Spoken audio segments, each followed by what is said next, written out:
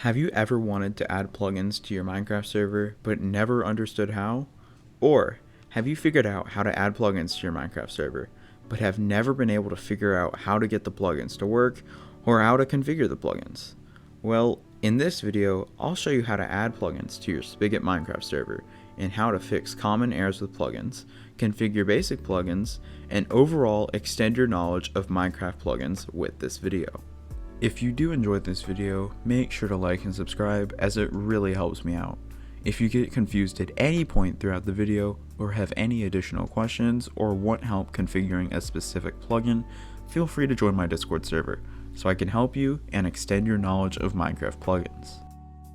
I'd also like to mention before we begin with this tutorial that this tutorial will work universally. Whether you are running a 1.8 Spigot server, a 1.18.1 Spigot server, running Spigot from a server host, or running it on your own machine. For server hosting, I always recommend going with the most bang for the buck server host, CryHosting. CryHosting is a cheap but affordable server host, offering servers for $2 a gigabyte on the fastest CPU in the world currently, the Ryzen 9 5950X. Make sure to visit cryhosting.net and use code Highpurity for 20% off your first month of a server. In order to start this tutorial, you must have a Spigot Minecraft server running, not a normal Minecraft server. The main way to tell the difference between the two is the identification of the plugins folder. If you see a plugins folder in your Minecraft server's directory, it means that your server is a Spigot server, not a vanilla Minecraft server. If you do not see the plugins folder, this means that your server is a vanilla Minecraft server and will not be compatible with this tutorial. In the top right hand corner of this video, you'll see a tutorial of mine, where I teach you how to create your very own Spigot Minecraft server, in case you don't have your own Spigot Minecraft server currently. With that out of the way, let's get started by navigating to the plugins folder in our Minecraft server's directory. This is where you'll be installing all of your plugins. Since this is our first plugin, we'll install a very basic plugin that's used in almost every single server, Essentials X. In order to download Essentials X, you'll need to navigate to the first link in the description and scroll down until you see Essentials X with a red required box next to it. Then just press the red download button and don't forget to press save. Next, navigate to your newly downloaded .jar file. From here, you'll need to upload this file to your plugins folder in your server. If you have a CryHosting server, you'll just be able to drag and drop this onto the control panel here and it'll upload automatically. Using any other server host, you may have to connect via an FTP client like FileZilla, and I'll provide instructions on how to do that in a future video. If you are running a Spigot server on your personal machine, the easiest way to upload your file is to have your server plugins folder on one instance of your File Explorer and your newly downloaded .jar file on another instance. From here, you can just drag and drop your newly downloaded .jar file into the plugins folder, putting the file into that folder and henceforth installing the plugin. If you are running a Spigot server on your own personal machine, the easiest way to upload your file is to have your server plugins folder open on one instance of your File Explorer and your newly downloaded .jar file on another instance. From here, you can just drag and drop your newly downloaded .jar file into the plugins folder, putting the file into that folder and henceforth installing the plugin. However, in order to run the plugin, you'll need to restart your server. If you are on CryHosting, just press on the restart button right here on the console. But if you are running your server on a different host or on your own machine, just run the command restart in the console. It will cause your server to turn off and turn on. If you then log into your Minecraft server, make sure you opt for this, you can then run the command /pl. And you'll see that Essentials is listed in green right here, indicating that the plugin is functioning as it is intended to. However, let's say your plugin didn't start up properly. In that case, you'd see the plugin's name in red here, and you'd also find an error in your server's console, which normally explains why the plugin failed to start. Let's take a look at one of these scenarios. In this scenario, I've installed a plugin that isn't compatible with 1.18.1.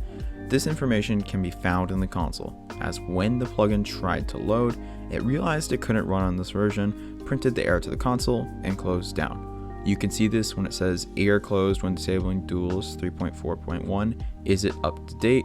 And normally when a plugin asks if it's up to date, it's asking if it can run on that version, because it can't run on that version, so it assumes there's a new release of the plugin that can run on the new version that you're running. This logic can generally be applied to the majority of errors with plugins. Whenever you see a plugin listed in red in your Minecraft server after doing /pl, you can check the console and search for when the plugin attempted to start up, and you'll generally get an explanation for why it was unable to start up. However, sometimes plugins are not professionally developed and will not always print an error like this. Sadly, in this case, there's nothing else you can really do except to look at the page where you downloaded the plugin from and attempt to find things that would cause your server to have issues starting the plugin. So for example, maybe the plugin requires some other plugins to be installed to function, or maybe the plugin is incompatible with your server version, etc, etc. Let's move on to the final segment of the video, and one that you will use very often: configuring plugins. Most plugins have options that require you to go into a configuration file made from the plugin and edit specific parts of it to configure different parts of the plugin. This is called configuring plugins, and it's a skill you will learn to use very often, and once you get the hang of it, is very simple to grasp. Since this segment of the video is generally just learning and understanding a concept, there's nothing for you to really replicate in this situation. I'll start off by configuring a very basic plugin called Launcher. The main function of this plugin is to have pressure plates that are placed on a specific block turn into launchers that throw users at a configurable speed into the air. Let's begin with going into the plugins folder in our server.